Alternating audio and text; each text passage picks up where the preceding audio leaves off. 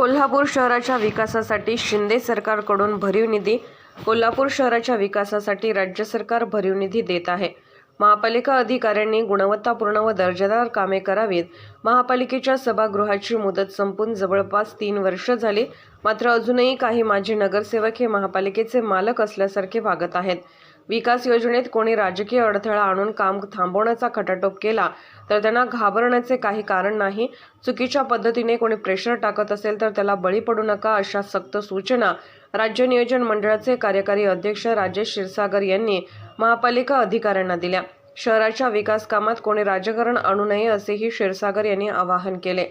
कोल्हापूर शहरातील विविध विकास कामांचा आढावा घेण्यासाठी महापालिकेचे अधिकारी विकसक यांची संयुक्त बैठक झाली. या बैठकीत बोलताना क्षीरसागर यांनी शहरातील रस्ते दुरुस्ती, कचरा उठाव व रोजंदारी कर्मचाऱ्यांना कायम करणे या संदर्भात अधिकाऱ्यांसोबत चर्चा केली.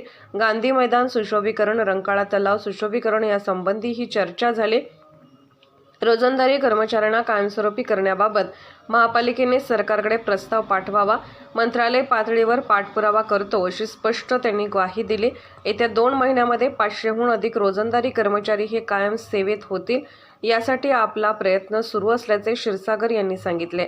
या कामावर देखरेख ठेवण्यासाठी शहर अभियंत्याच्या नेतृत्वाखाली 4ही विभागाच्या उपअभियंत्यावर जबाबदारी सोपवली आहे, असे प्रशासनातर्फे स्पष्ट करण्यात आले. क्षीरसागर म्हणाले, मुख्यमंत्री एकनाथ शिंदे यांचा कोल्हापूर दौरा 10 जानेवारीपर्यंत होऊ शकतो. महापालिका प्रशासनाने शहरातील विविध विकास कामांची प्रभावी अंमलबजावणी करावी. महापालिकेची यंत्रणा म्हणावी तशी योग्य दिसत नाही. यंत्रणा आणखी सक्षम करावी लागेल. शहराच्या रस्ते कामासाठी आणखी 90 कोटी रुपये मंजूर आहेत. येत्या 8 दिवसामध्ये निधी उपलब्ध होईल. विकास कामे करताना कोणी आडवे येत असेल तर त्याला घाबरायचे कारण नाही. विकास कामात खोडा घालण्याची प्रवृत्ती काही जणांची आहे. काम थांबवण्यासाठी काही जण तक्रारही करत असतात. त्याच्या दबावाखाली येऊन काम थांबवण्याऐवजी अधिकाऱ्यांनी तक्रारीची शहानिशा करावी. चुकीच्या पद्धतीने प्रेशर टाकत असेल तर त्याला बळी पडू नका. विकास कामात राजकारण होता कामा नये. सत्याचा आधार घेऊन कामे करा. टेंडरमध्ये ज्या तरतुदी आहेत त्यानुसार कामकाज झाले पाहिजे. काही नगरसेवक अजूनही महापालिकेचे मालक असल्यासारखे वागत आहेत. सभागृहाची मुदत संपून 3 वर्ष झाले. आता प्रशासक आहेत. महायुतीची सत्ता आहे. शहराच्या विकासासाठी महायुती सरकार निधी उपलब्ध करून देते. साहजिकच त्या कामाचे श्रेय ही सत्ताधारी मंडळी घेणार. थेट पाईपलाईन योजनेसाठी पालकमंत्री हसन मुश्रीफ व आम्ही प्रयत्न केले आहेत, हे जनतेलाही ठाऊक आहे. मात्र काही जण विनाकारण स्टंटबाजी करत आहेत. राजकारणात प्रत्येकाने सभ्यता पाळली पाहिजे, असा टोलाही क्षीरसागर यांनी लगावला.